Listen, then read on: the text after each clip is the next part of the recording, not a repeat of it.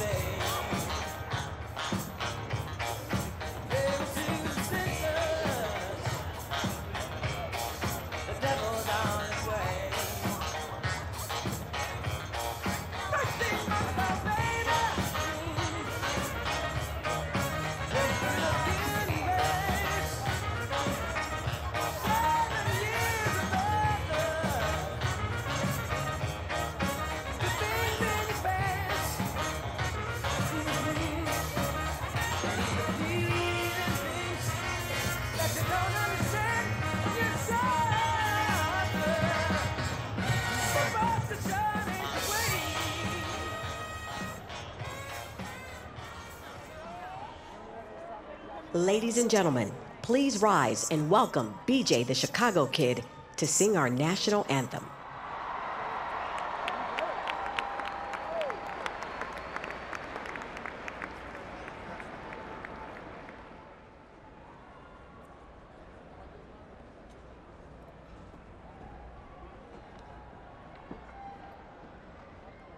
Oh, say, can you see by the dawn's early light what so proudly we hailed as the twilight's last gleaming, whose broad stripes and bright stars through the perilous fight o'er the ramparts we watched were so gallantly streaming, and the rockets' red glare, the bombs bursting in air, gave proof through the night that our flag was still there. Oh, say does that star-spangled then again wait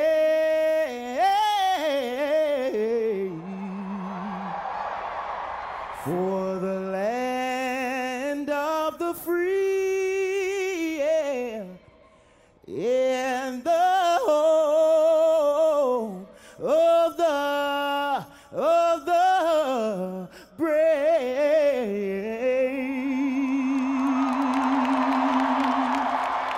President Obama's farewell address. From Chicago, here's Lester Holt. And good evening from McCormick Place Convention Center in Chicago, where in just a moment, President Obama will give his farewell address to an audience of 20,000 here and millions more watching at home. Tonight, we will hear from the president in his adopted hometown, reflecting on his 8 years in the Oval Office. Just a short time ago, I concluded my interview with the president aboard Air Force One, and then later we spoke at one of his favorite diners in Chicago's Hyde Park. He told me he plans to express his gratitude to those who helped get him here, even as his legacy faces serious challenges from his successor, President-elect Donald Trump, who takes over the office in just 10 days' time. I'm joined here by NBC's Kristen Welker. Kristen, on the airplane coming here today, there was a sense of nostalgia among his senior staff. His senior advisors tell me this is an incredibly emotional night for him, Lester. So many people in this crowd have supported him from the very beginning. This is the place where he came back to celebrate his re-election 4 years ago. In excerpts released earlier tonight, we know he's going to praise the American values embodied in this city. He's going to say this is where he learned that ordinary people can get involved and really make a change. This is not going to be a rebuke of Donald Trump. It's going to be a look back at 8 years, a call to action. All right, we know that Michelle Obama is here, and they just made the announcement. Here comes the president right now. We were told this would not be a rally, a political rally, but there was an acknowledgement that there are a lot of loyal supporters of the president here, and that there would be these kinds of moments as the president walked out. Chuck Todd is watching along with us in New York. Chuck, speaking to the president today, he's still wrestling with the issue of his legacy in the view of the Trump victory.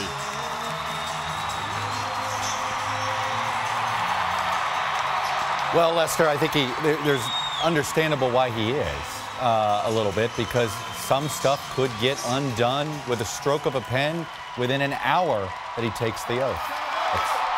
And here is the president. It's good to be home.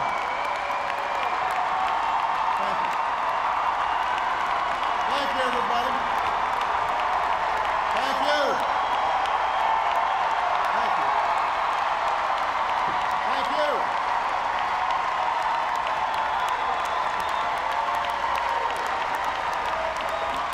Thank you so much. Thank you. Thank you. Thank you. It's good to be home. Thank you. Thank you. Thank you. Thank you.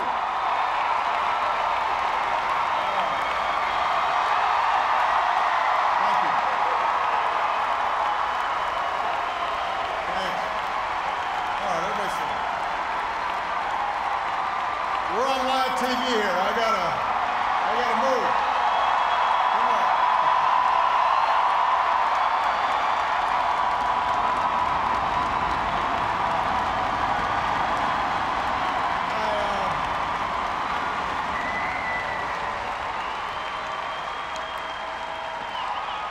You can tell that I'm,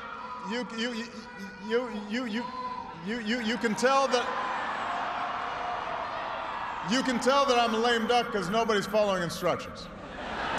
Everybody have a seat.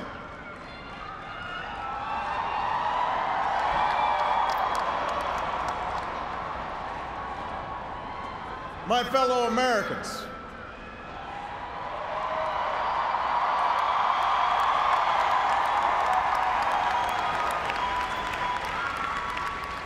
Michelle and I have been so touched by all the well wishes that we've received over the past few weeks. But tonight it's my turn to say thanks. Whether we have seen eye to eye or rarely agreed at all. My conversations with you, the American people, in living rooms and in schools, at farms, on factory floors, at diners, and on distant military outposts. Those conversations are what have kept me honest and kept me inspired and kept me going. And every day I have learned from you. You made me a better president, and you made me a better man. So I first came to Chicago when I was in my early 20s, and I was still trying to figure out who I was, still searching for a purpose in my life. And it was a neighborhood not far from here where I began working with church groups in the shadows of closed steel mills. It was on these streets where I witnessed the power of faith and the quiet dignity of working people in the face of struggle and loss. I can't do that.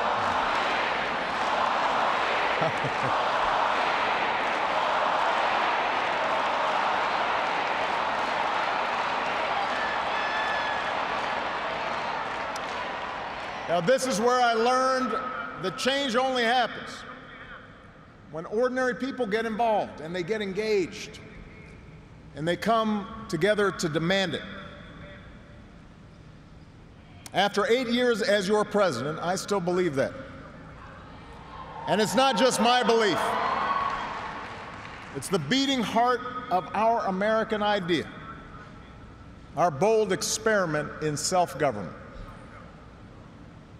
It's the conviction that we are all created equal, endowed by our Creator with certain unalienable rights, among them life, liberty, and the pursuit of happiness. It's the insistence that these rights, while self-evident, have never been self-executing. That we, the people, through the instrument of our democracy, can form a more perfect union. What a radical idea. The great gift that our founders gave to us. The freedom to chase our individual dreams through our sweat and toil and imagination, and the imperative to strive together as well to achieve a common good, a greater good. For 240 years, our nation's call to citizenship has given work and purpose to each new generation. It's what led patriots to choose republic over tyranny, pioneers to trek west, slaves to brave that makeshift railroad to freedom. It's what pulled immigrants and refugees across oceans and the Rio Grande. It's what pushed women to reach for the ballot. It's what powered workers to organize. It's why GIs gave their lives at Omaha Beach and Iwo Jima, Iraq, and Afghanistan. And why men and women from Selma to Stonewall were prepared to give theirs as well.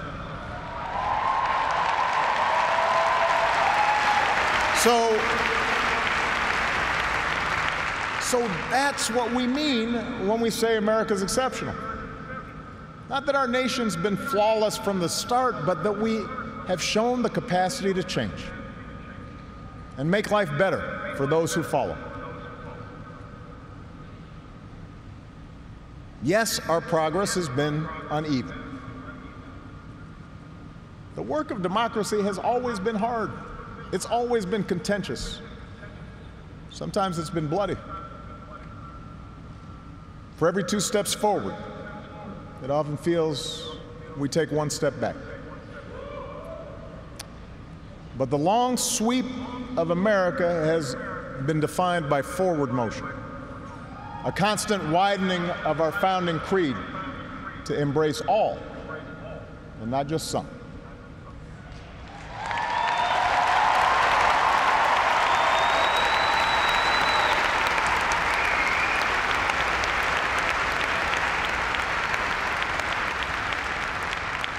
If I had told you 8 years ago that America would reverse a Great Recession, reboot our auto industry, and unleash the longest stretch of job creation in our history,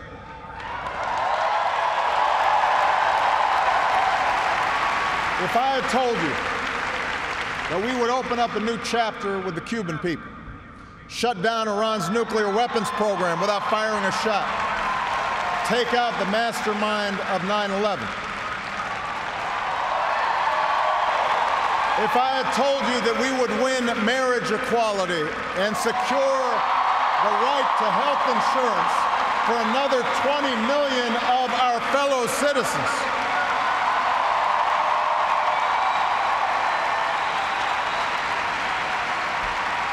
if I had told you all that, you might have said our sights were set a little too high. But that's what we did. That's what you did. You were the change. You answered people's hopes. And because of you, by almost every measure, America is a better, stronger place than it was when we started.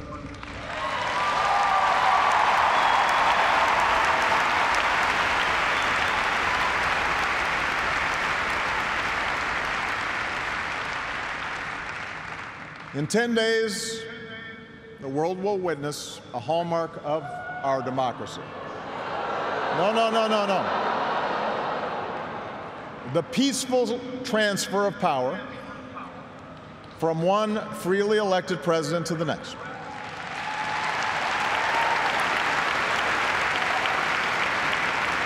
I committed to President-elect Trump that my administration would ensure the smoothest possible transition, just as President Bush did for me. Because it's up to all of us to make sure our government can help us meet the many challenges we still face. We have what we need to do so. We have everything we need to meet those challenges. After all, we remain the wealthiest, most powerful, and most respected nation on earth. Our youth, our drive, our diversity and openness, our boundless capacity for risk and reinvention means that the future should be ours. But that potential will only be realized if our democracy works. Only if our politics better reflects the decency of our people. Only if all of us, regardless of party affiliation or particular interests, help restore the sense of common purpose that we so badly need right now. And that's what I want to focus on tonight. The state of our democracy. Understand, democracy does not require uniformity. Our founders argued, they quarreled, eventually they compromised. They expected us to do the same. But they knew that democracy does require a basic sense of solidarity. The idea that for all our outward differences, we're all in this together, that we rise or fall as one.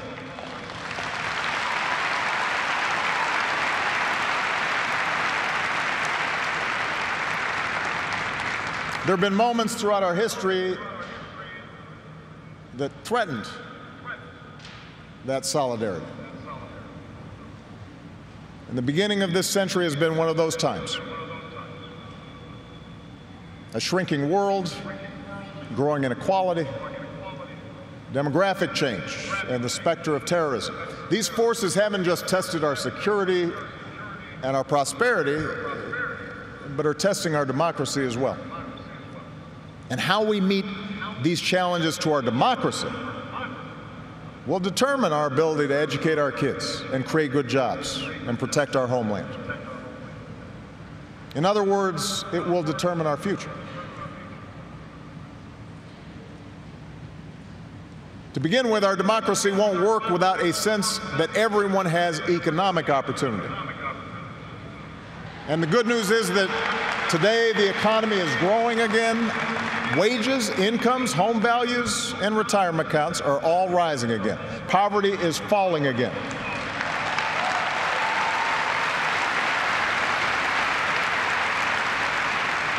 The wealthy are paying a fair share of taxes, even as the stock market shatters records. The unemployment rate is near a 10-year low. The uninsured rate has never, ever been lower.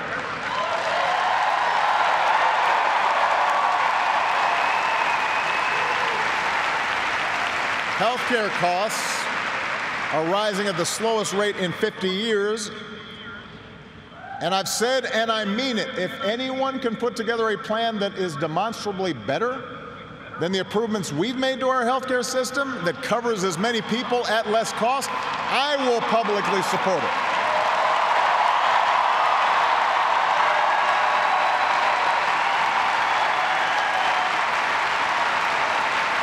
Because that, after all, is why we serve. Not to score points or take credit, but to make people's lives better. But for all the real progress that we've made, we know it's not enough.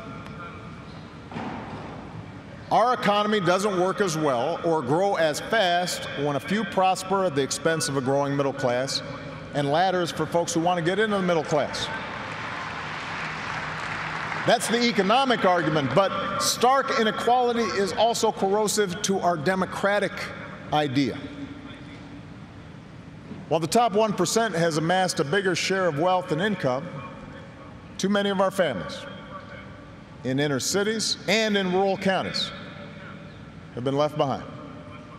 The laid-off factory worker, the waitress or healthcare worker who's just barely getting by and struggling to pay the bills, convinced that the game is fixed against them, that their government only serves the interests of the powerful. That's a recipe for more cynicism and polarization in our politics.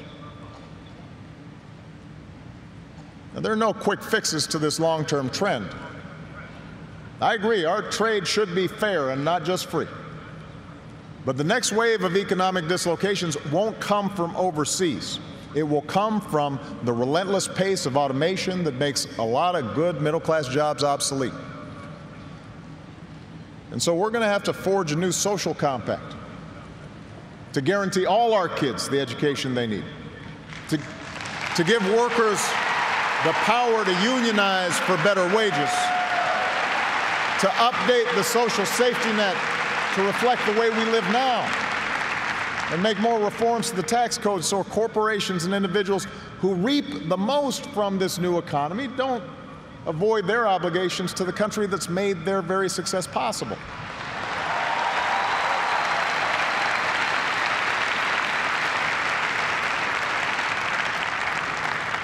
We can argue about how to best achieve these goals, but we can't be complacent about the goals themselves. For if we don't create opportunity for all people, the disaffection and division that has stalled our progress will only sharpen in years to come. There's a second threat to our democracy, and this one is as old as our nation itself. After my election, there was talk of a post-racial America. And such a vision, however well-intended, was never realistic. Race remains a potent and often divisive force in our society. Now, I've lived long enough to know that race relations are better than they were 10 or 20 or 30 years ago, no matter what some folks say. You can see it not just in statistics, you see it in the attitudes of young Americans across the political spectrum. But we're not where we need to be.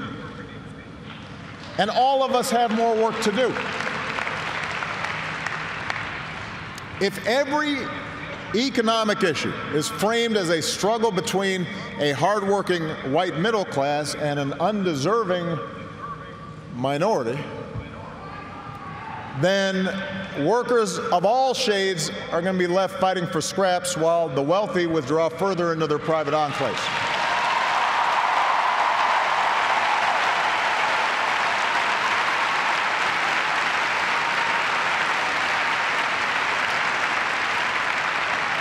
If we're unwilling to invest in the children of immigrants just because they don't look like us, we will diminish the prospects of our own children, because those brown kids will represent a larger and larger share of America's workforce.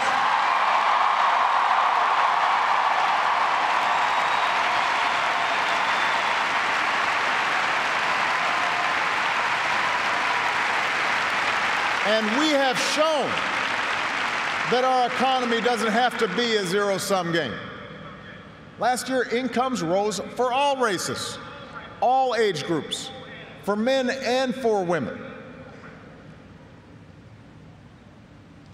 So if we're going to be serious about race going forward, we need to uphold laws against discrimination in hiring and in housing and in education and in the criminal justice system.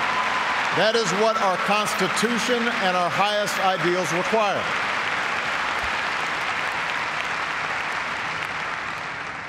But laws alone won't be enough. Hearts must change. They won't change overnight.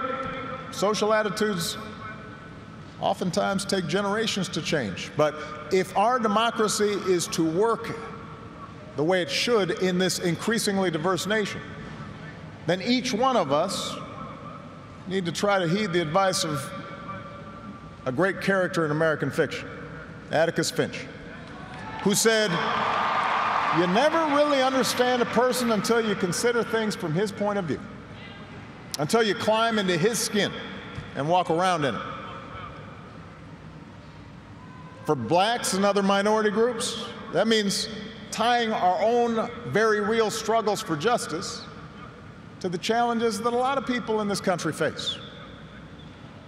Not only the refugee or the immigrant or the rural poor or the transgender American, but also the middle-aged white guy who, from the outside, may seem like he's got advantages, but has seen his world upended by economic and cultural and technological change. We have to pay attention and listen.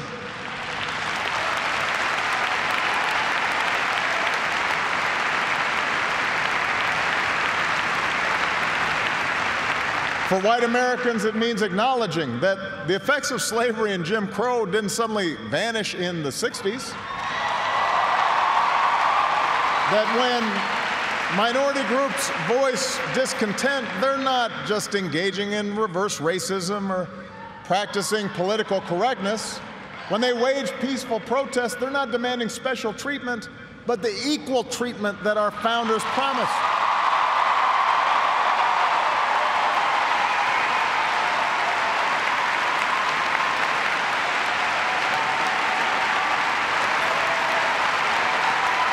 For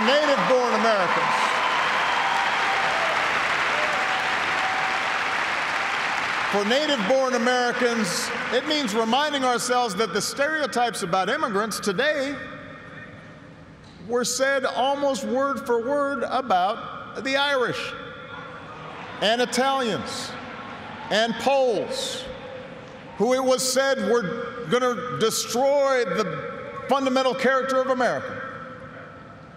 And as it turned out, America wasn't weakened by the presence of these newcomers. These newcomers embraced this nation's creed, and this nation was strengthened.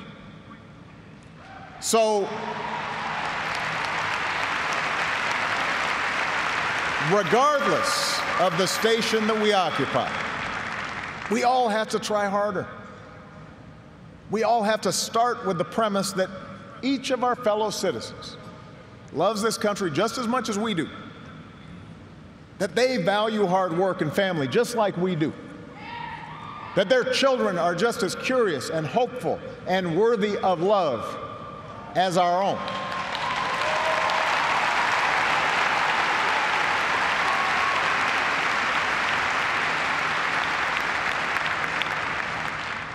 And that's not easy to do.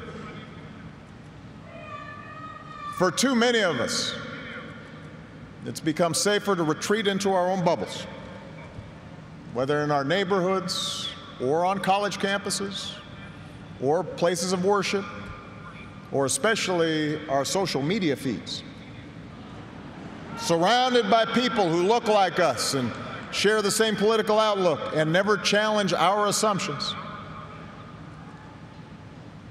And the rise of naked partisanship and increasing economic and regional stratification, the splintering of our media into a channel for every taste, all this makes this great sorting seem natural, even inevitable. And increasingly, we become so secure in our bubbles that we start accepting only information, whether it's true or not, that fits our opinions, instead of basing our opinions on the evidence that is out there.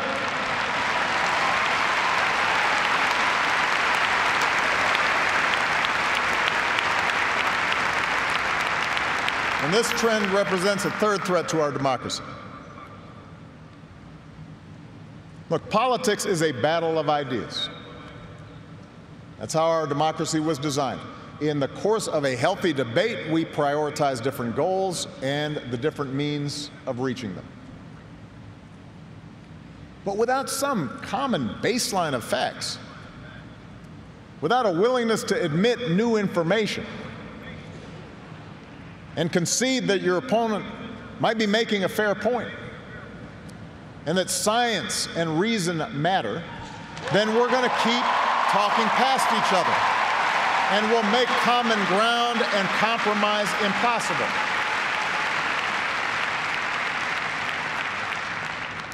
And isn't that part of what so often makes politics dispiriting? How can elected officials rage about deficits when we propose to spend money on preschool for kids, but not when we're cutting taxes for corporations? How do we excuse ethical lapses in our own party, but pounce when the other party does the same thing? It's not just dishonest, this selective sorting of the facts. It's self-defeating. Because, as my mom used to tell me, reality has a way of catching up with you.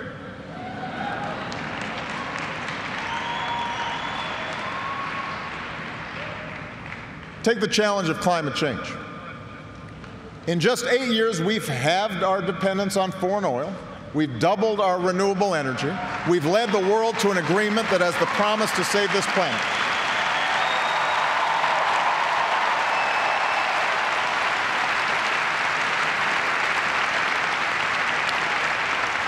But without bolder action, our children won't have time to debate the existence of climate change.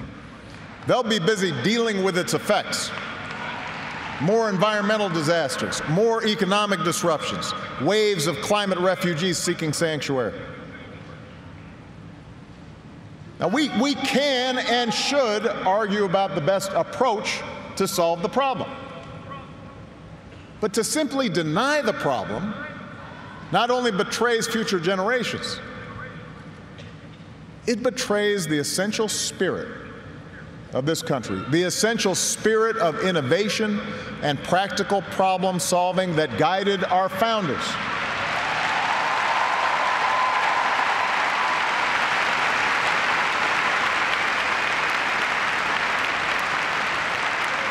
It is that spirit born of the Enlightenment that made us an economic powerhouse. The spirit that took flight at Kitty Hawk and Cape Canaveral the spirit that cures disease and put a computer in every pocket. It's that spirit, a faith in reason and enterprise and the primacy of right over might, that allowed us to resist the lure of fascism and tyranny during the Great Depression, that allowed us to build a post-World War II order with other democracies, an order based not just on military power or national affiliations, but built on principles: the rule of law, human rights, freedom of religion and speech and assembly, and an independent press.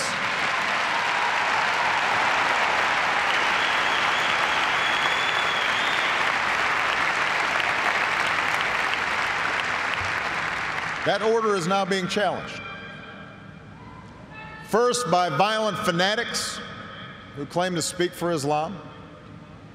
More recently, by autocrats in foreign capitals who see free markets and open democracies and civil society itself as a threat to their power. The peril each poses to our democracy is more far-reaching than a car bomb or a missile. They represent the fear of change, the fear of people who look or speak or pray differently, a contempt for the rule of law that holds leaders accountable, an intolerance of dissent and free thought, a belief that the sword or the gun or the bomb or the propaganda machine is the ultimate arbiter of what's true and what's right.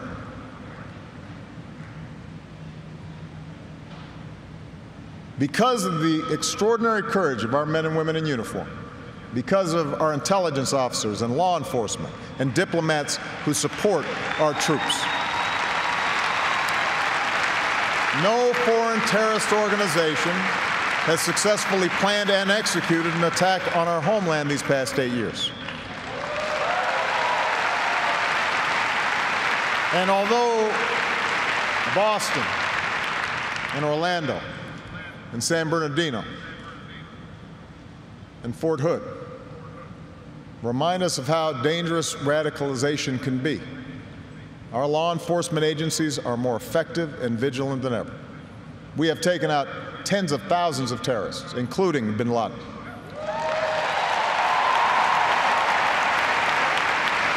The global coalition we're leading against ISIL has taken out their leaders and taken away about half their territory. ISIL will be destroyed, and no one who threatens America will ever be safe. And to all who serve or have served, it has been the honor of my lifetime to be your commander-in-chief. And we all owe you a deep debt of gratitude.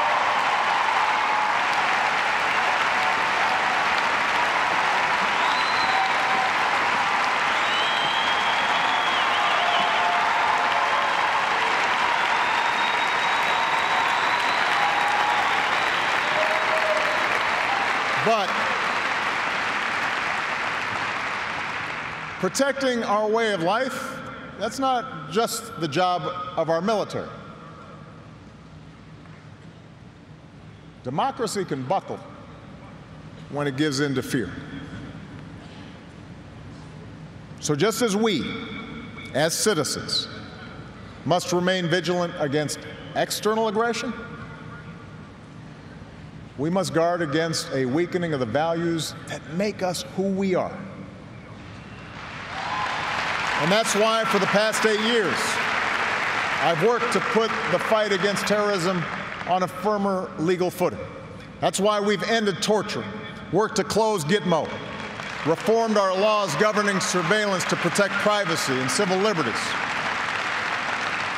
That's why I reject discrimination against Muslim Americans, who are just as patriotic as we are.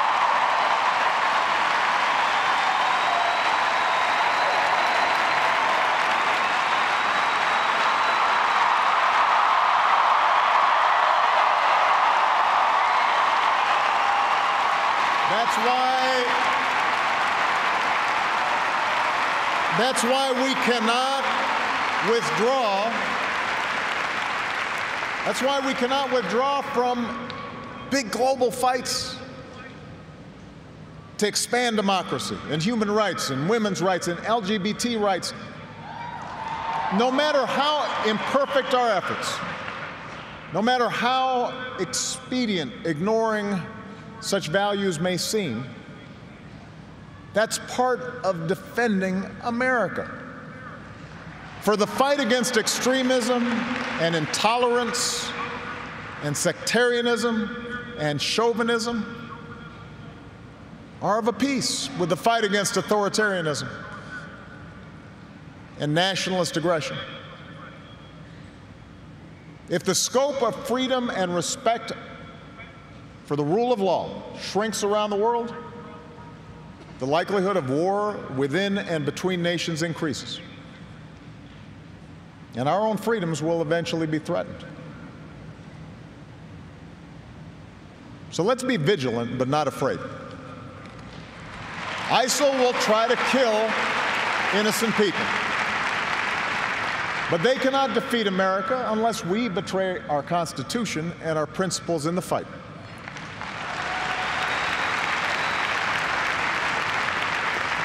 Rivals like Russia or China cannot match our influence around the world unless we give up what we stand for and turn ourselves into just another big country that bullies smaller neighbors.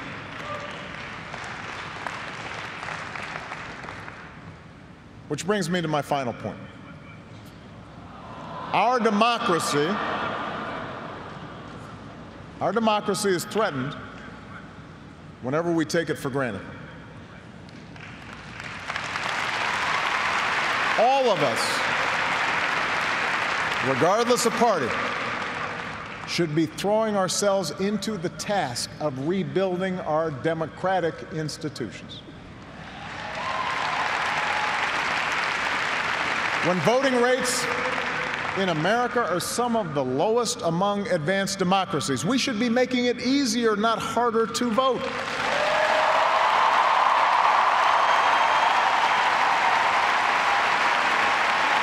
When trust in our institutions is low, we should reduce the corrosive influence of money in our politics and insist on the principles of transparency and ethics in public service. When Congress is dysfunctional, we should draw our congressional districts to encourage politicians to cater to common sense and not rigid extremes.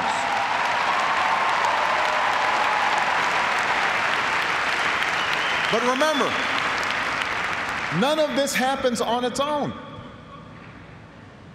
All of this depends on our participation, on each of us accepting the responsibility of citizenship, regardless of which way the pendulum of power happens to be swinging. Our Constitution is a remarkable, beautiful gift. But it's really just a piece of parchment. It has no power on its own. We, the people, give it power. We, the people, give it meaning with our participation and with the choices that we make and the alliances that we forge. Whether or not we stand up for our freedoms, whether or not we respect and enforce the rule of law, that's up to us. America's no fragile thing, but the gains of our long journey to freedom are not assured. In his own farewell address, George Washington wrote that self-government is the underpinning of our safety, prosperity, and liberty. But from different causes and from different quarters, much pains will be taken to weaken in your minds the conviction of this truth. And so we have to preserve this truth with jealous anxiety that we should reject the first dawning of every attempt to alienate any portion of our country from the rest, or to enfeeble the sacred ties that make us one.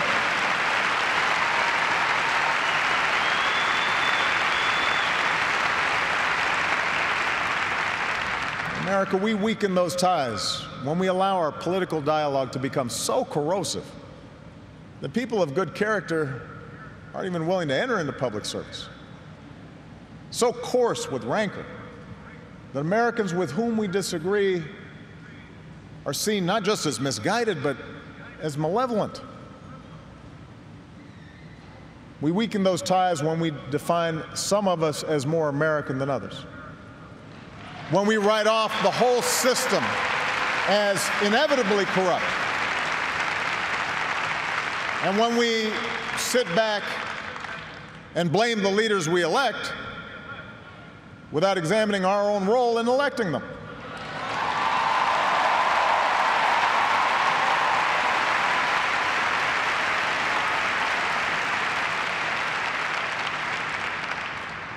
It falls to each of us to be those anxious, jealous guardians of our democracy, to embrace the joyous task we've been given, to continually try to improve this great nation of ours. Because for all our outward differences, we in fact all share the same proud title, the most important office in a democracy: citizen. Citizen.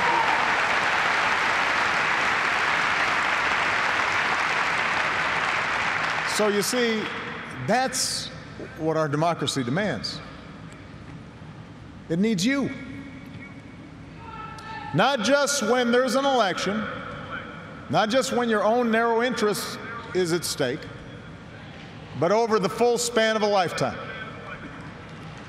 If you're tired of arguing with strangers on the internet, try talking with one of them in real life.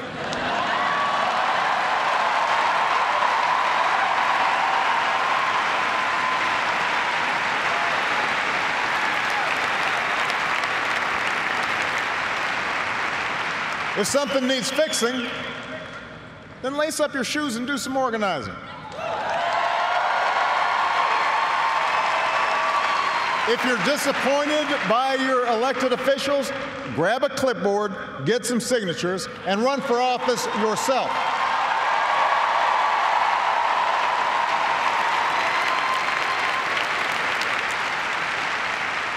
Show up. Dive in. Stay at it. Sometimes you'll win. Sometimes you'll lose. Presuming a reservoir of goodness in other people, that can be a risk. And there will be times when the process will disappoint you. But for those of us fortunate enough to have been part of this work and to see it up close, let me tell you, it can energize and inspire. And more often than not, your faith in America and in Americans will be confirmed. Mine sure has been. Over the course of these 8 years, I've seen the hopeful faces of young graduates and our newest military officers. I have mourned with grieving families, searching for answers, and found grace in Charleston Church. I've seen our scientists help a paralyzed man regain his sense of touch. I've seen wounded warriors who at points were given up for dead walk again. I've seen our doctors and volunteers rebuild after earthquakes and stop pandemics in their tracks. I've seen the youngest of children remind us through their actions and through their generosity of our obligations to care for refugees or work for peace. And above all, to look out for each other.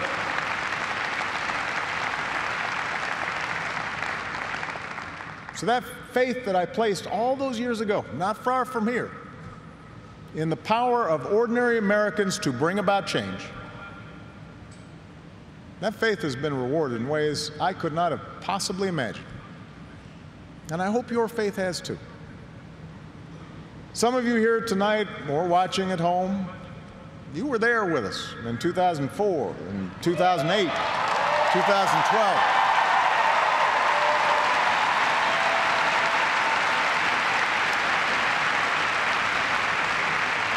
Maybe you still can't believe we pulled this whole thing off.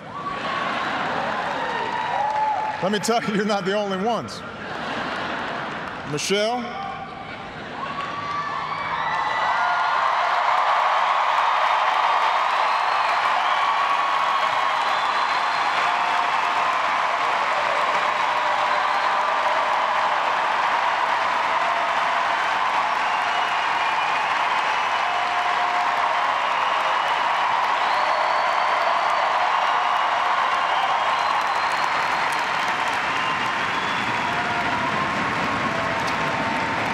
Michelle LaVaughn Robinson, girl of the South Side.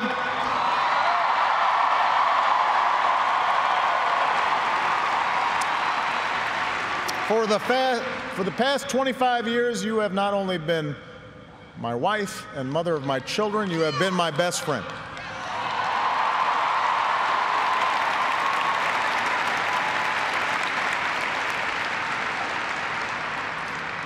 You took on a role you didn't ask for, and you made it your own, with grace and with grit and with style and good humor.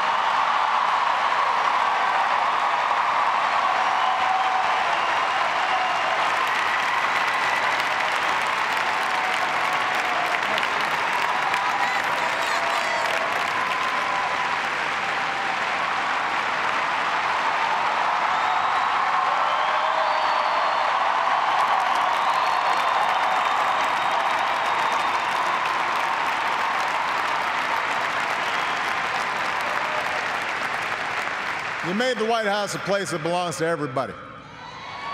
And a new generation sets its sights higher because it has you as a role model.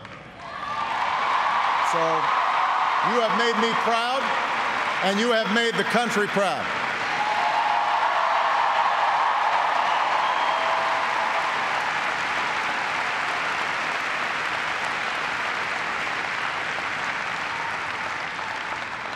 Malia and Sasha, under the strangest of circumstances, you have become two amazing young women. You are smart and you are beautiful, but more importantly, you are kind and you are thoughtful and you are full of passion. And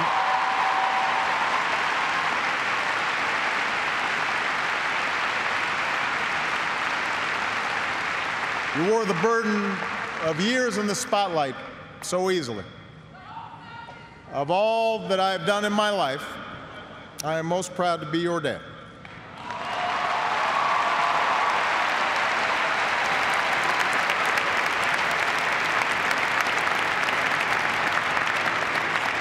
To Joe Biden,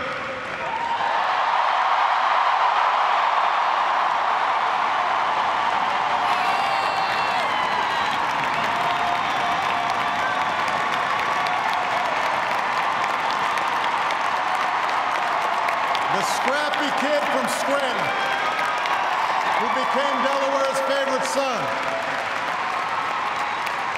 You were the first decision I made as a nominee, and it was the best.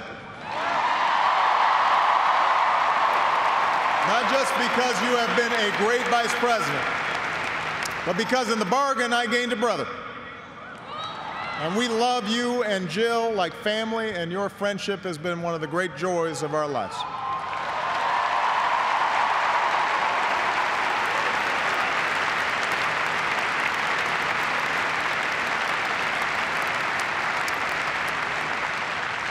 To my remarkable staff, for 8 years, and for some of you a whole lot more, I have drawn from your energy, And every day I try to reflect back what you displayed: heart and character and idealism. I've watched you grow up, get married, have kids, start incredible new journeys of your own. Even when times got tough and frustrating, you never let Washington get the better of you. You guarded against cynicism.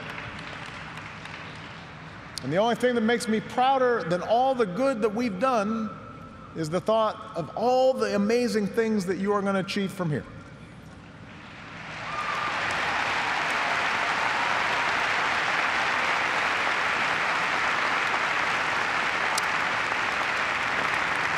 And to all of you out there, every organizer who moved to an unfamiliar town, every kind family who welcomed them in, every volunteer who knocked on doors, every young person who cast a ballot for the first time, every American who lived and breathed the hard work of change, you are the best supporters and organizers anybody could ever hope for, and I will be forever grateful. Because you did change the world. You did. And that's why I leave this stage tonight even more optimistic about this country than when we started. Because I know our work has not only helped so many Americans, it has inspired so many Americans, especially so many young people out there, to believe that you can make a difference, to hitch your wagon to something bigger than yourselves. Let me tell you, this generation coming up, unselfish, altruistic, creative, patriotic, I've seen you in every corner of the country. You believe in a fair and just and inclusive America. You know that constant change has been America's hallmark, that it's not something to fear, but something to embrace. You are willing to carry this hard work of democracy forward. You'll soon outnumber all of us, and I believe as a result, the future is in good hands.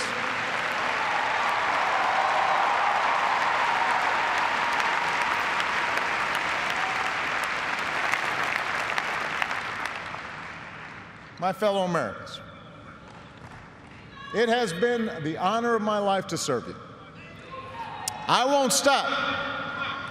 In fact, I will be right there with you as a citizen for all my remaining days.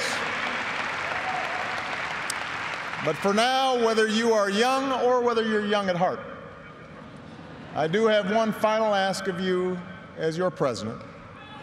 The same thing I asked when you took a chance on me 8 years ago. I'm asking you to believe, not in my ability to bring about change, but in yours.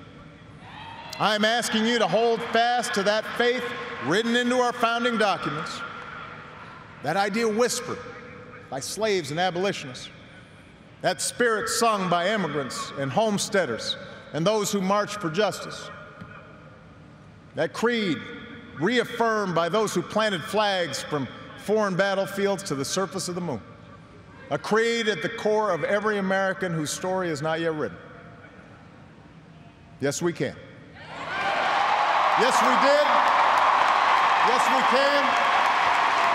Thank you. God bless you. May God continue to bless the United States of America. Thank you.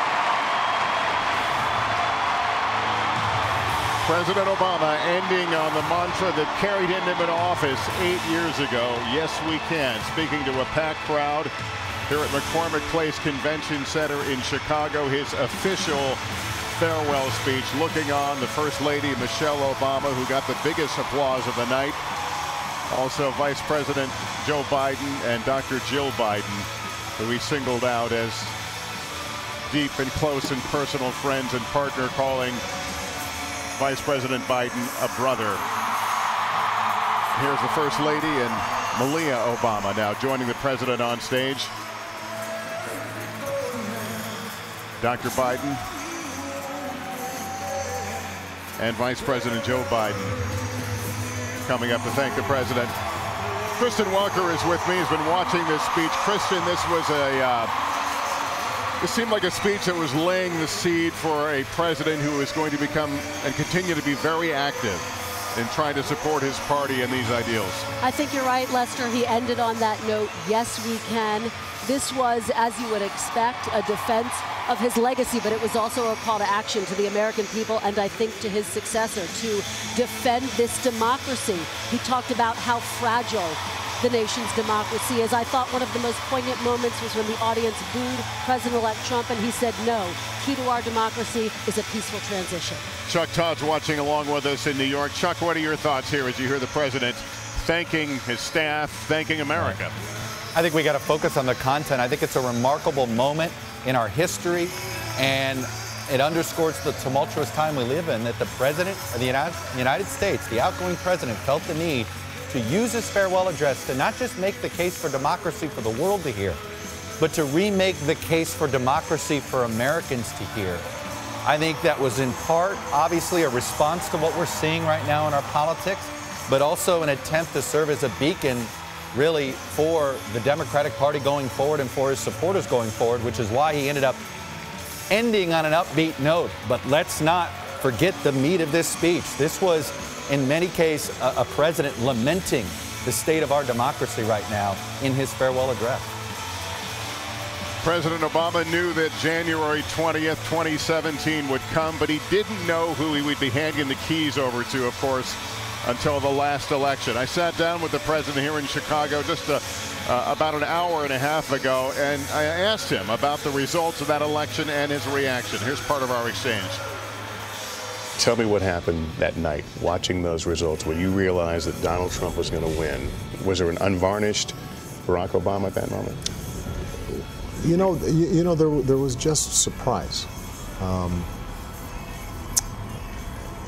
You know, generally speaking, not just me, but my team have been pretty good at seeing something coming. And you know, partly because just the polling was so off and the data was off, there was a surprise. You know, I think the president-elect would be the first to acknowledge he didn't run a conventional campaign.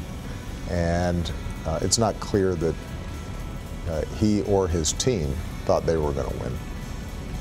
And so I think more than anything, it was just surprise. President Obama, at a conversation we had a while ago, Kristen, he talks about that moment, but he had to the next day, of course, go in and talk to his staff, and he has tried to take the high road in this, but he's clearly hurting. He is, and you could see him feel that and express that in his response to you there, Lester, which was really striking. He has talked about, on the day after election, the importance of a peaceful and smooth transition. He has instructed his White House team to make sure that, in fact, happens. But we know that this is a challenge for him, and that was present in his remarks this evening when he called on not only this crowd, but the nation, his successor, to reject hyperpartisanship, to reject discrimination in all of its forms. He referenced Muslims, and that a clear counter to some of the rhetoric that we heard on the campaign trail. You can bet, though, that he will remain engaged, Lester.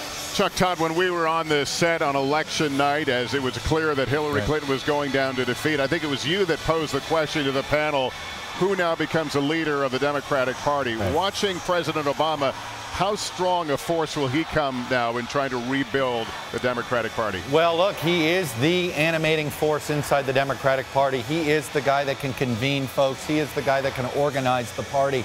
I think he's reluctant to have to be the leader going forward, but it's my understanding he realizes that there's really nobody else right now, that it's a placeholder, but that he has got to fill this vacuum.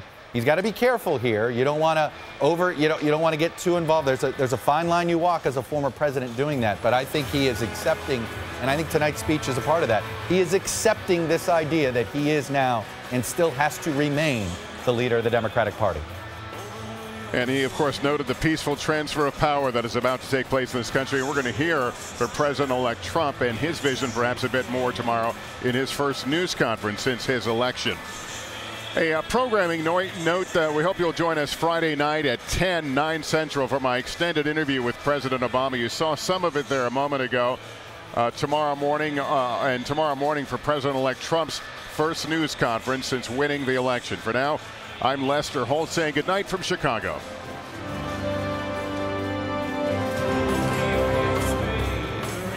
More Americans watch NBC News than any other news organization in the world.